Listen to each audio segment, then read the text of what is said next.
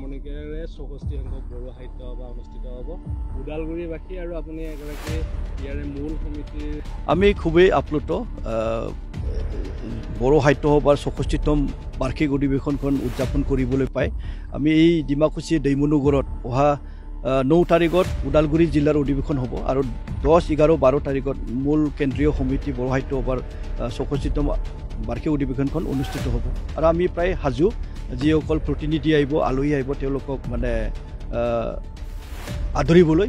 এটা আদৰি সমিতিৰ পৰা যিখিনি কাম কৰিব লাগে আমি এইখিনি তুংগুত ৰূপে আমি কাম চলাই আছোঁ আৰু যিহেতু আমাৰ হাতত বেছি দিন নাই গতিকে আমি প্ৰায় মানে সাজু হৈছোঁ বুলি ক'লেও ভুল নহ'ব মূল অধিৱেশন আৰম্ভ হোৱাৰ আগতে কিছু অনুষ্ঠান হয়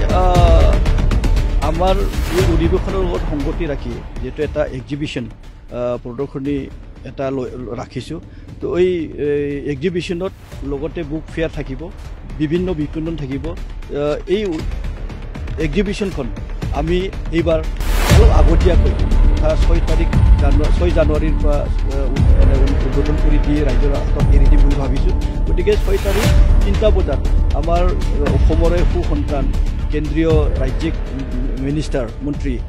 পবিত্ৰ মাৰ্কেৰিটা ডাঙৰীয়াই আহি উন্মোচন কৰিব গতিকে 6 তাৰিখৰ পৰাই এটা মানে উদলি মুদলি পৰিৱেশটো হ'ব বুলি আমি আশা কৰিছোঁ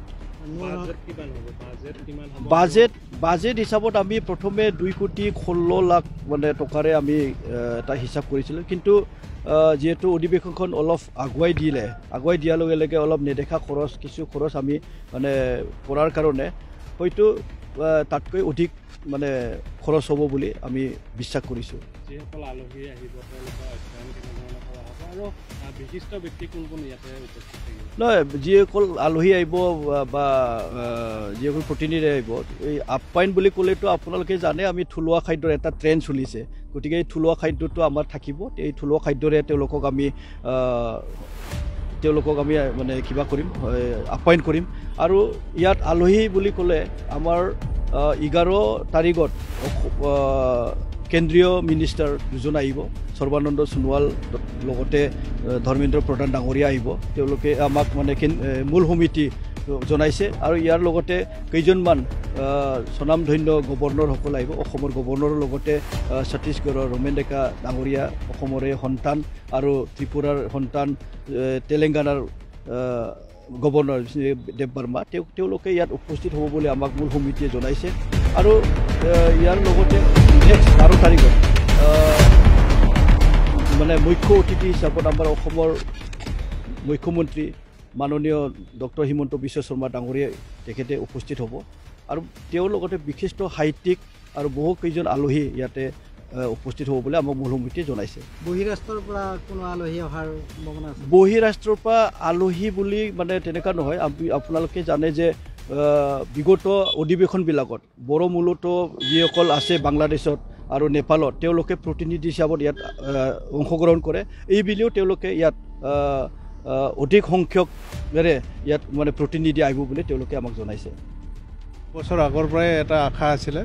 গতিকে এইবাৰ যে হৈছে আমি সৌভাগ্য বুলি ভাবিছোঁ গতিকে সেইকাৰণে সকলো ৰাইজে গাঁৱৰ পৰা আহি পেলাই দলে বলে ইয়াত যোগদান কৰিছে কাম কাজ কৰি আছে গতিকে সেই ক্ষেত্ৰত মানে সকলোৱে উৎসাহ পাইছে আৰু খুব আনন্দিত পাইছোঁ গতিকে মই ভাবোঁ আৰু এই ডিমাকুচি অঞ্চলটো